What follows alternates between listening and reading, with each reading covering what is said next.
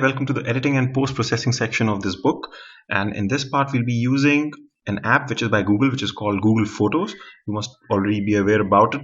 And it's a very easy tool to edit your photographs, very easy to understand for beginners. So we'll start off with this before we move on to the slightly tougher ones, which are Photoshop and Lightroom. They're not really tough, but this is really easy. So let's start with this. Of course, you have to have a Gmail account for this. And once you do make it, then you can just go onto this URL, which is photos.google.com. This is given in the ebook. You just click on it and you'll be taken somewhere here. You might not have any photos here.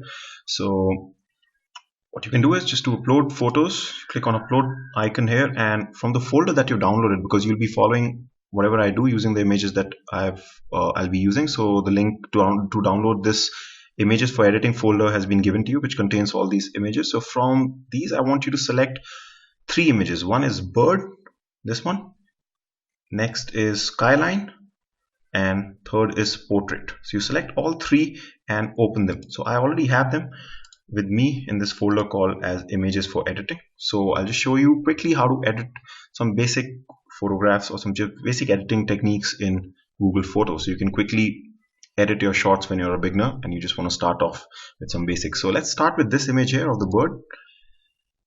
So to start editing, you click on the image that it becomes big, and then you click on this pen tool here and you'll be taken to the editing section. So the first thing you should normally do is just click on auto, because what happens is this button will automatically correct most of the problems that your image has. So like contrast, color, it'll do a fair amount, probably a decent job at it. Don't expect anything great, but let's see how it works in this image. So you can see it just looks slightly faded right now. So let's see if it does a good enough job for that. But before that, I'd actually like to crop this image, because you can see the subject is too far away. So I like to crop this image first. So when you crop, just go to this option here. And what you can do is just drag these closer. So you already know in the rule of thirds part that if the background is symmetrical, it's perfectly fine to give our image a central crop. So I'll keep the subject central in this because the background behind is almost the same. And once this is done, just click on done, and then you come back to this and click on auto. Let's see what difference it makes. You can see it has improved the contrast, but it has just made it slightly more vibrant, right? So we can just increase the brightness a bit here. Probably this is better. And so the colors were made too vibrant, so in that case you can just push down the colors a bit. Maybe this much is fine. And you can always, whenever you want to compare it to the original, just click and you'll see this was the original. You can see the contrast is improved. So once that's the case, then for this image you can use this option called as pop. This will just make the image slightly sharper, the details. You can see if you just notice the feathers here and the eye, you'll see that it starts to become a bit sharper as I drag this.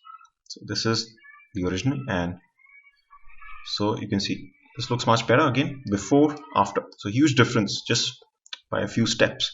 We won't use the vignette option right now. We'll be using for the portrait image that we'll be editing.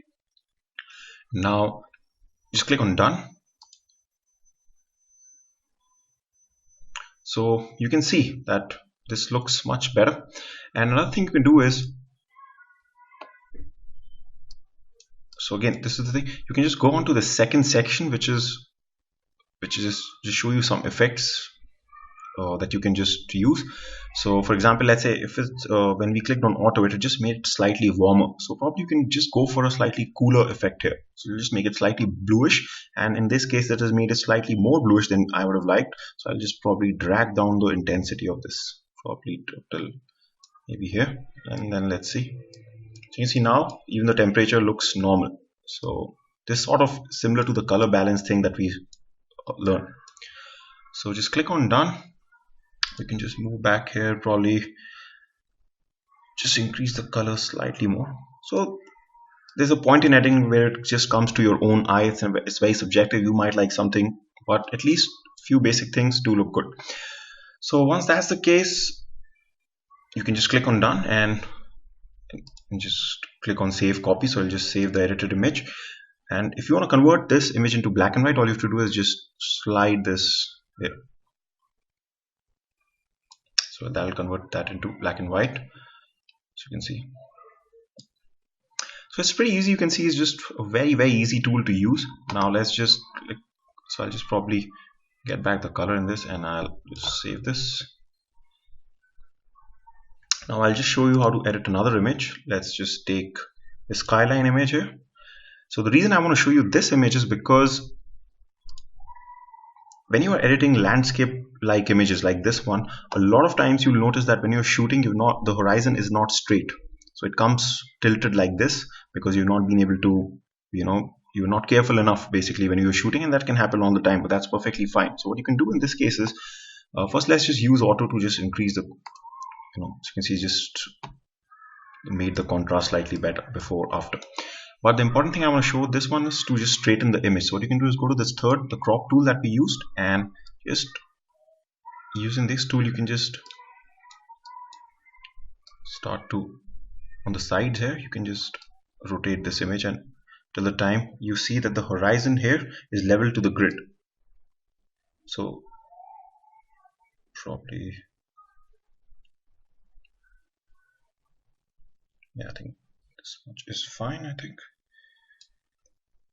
And just click on done. So you can see that this looks immediately much better. It doesn't look casual anymore, but of course, as you must have seen, it comes at the cost of cropping.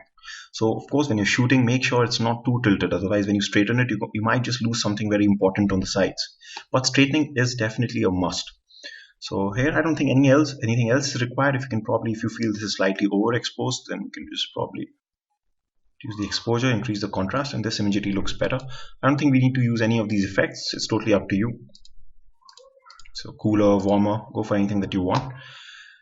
But the main thing was I wanted to show you straightening. So now let's just edit the third image here. So you can see this has come out slightly underexposed from our camera. So let's see if auto does a good job at increasing the exposure.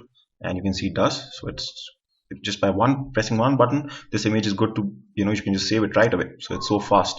But let's say if you feel it is slightly overexposed this image, you can just manually decrease slightly. And let's say it looks slightly faded, the color, so maybe we can just increase the intensity of the colors here. And really won't be using too much of a pop tool in this, because we don't really want to increase any kind of sharpness here. It's already a sharp shot. And when it comes to glamour portraits where you want to soften the skin, it's just normally a good practice not to increase the sharpness, because it starts to show a lot of details on the face, which might not be good. It's totally up to you. Another tool you can use here is the vignette, which is basically, it just gives a black border around the edges. So you can see this is without any vignetting, and this is with some amount of vignetting. So just give a very faint one. So what this does is for subjects which are central, like this one, it just draws the eyes of the viewer straight onto the subject, because we're kind of just blackening the corners which are not playing any part. You can see if I just reduce the vignette all the way, the corners seem too bright and they're not really adding to this shot. So just give it a slight vignette like this. So once this is done, you can just play around with some effects here. Let's say you wanted to make it slightly warmer, so probably you can do something like this, or maybe so maybe like this is fine, but it's too high, the intensity, or it's too loud, so I can just decrease probably to this much. So you can compare. This is how we started off, and this is where we reach. So you can see there's a lot of difference just by a few seconds of editing, and I don't think this needs any crop, so that's perfectly fine. It's good to go. And let's just come back here. Maybe you can just probably increase the exposure a bit and just up the vignette a little more.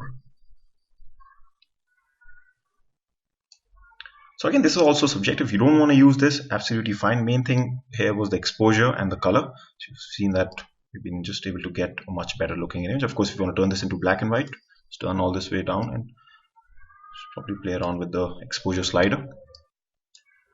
There's some black and white effects here also. You can just play around with those and choose decrease or increase the intensity if you like a certain effect. So you can see how easy Google Photos is for editing. For beginners, few seconds of editing, do put in that effort, because it can really make your images look very good for literally no effort at all.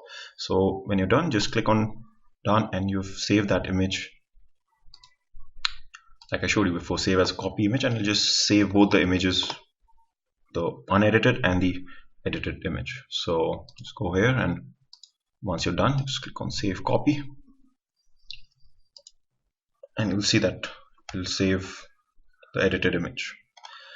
So that's how just basic editing in the software works. So you can see immediately this image looks much better now because we were able to crop it, we were able to straighten the horizon here, we were able to get the colors out. Even though I saved it as a black and white image, that's fine, but I should have stopped at the color mode. But that's how Google Photos works. So I hope you like it. We'll now move on to something slightly more challenging, which is Photoshop and then Lightroom. So I will see you in those videos. Bye for now.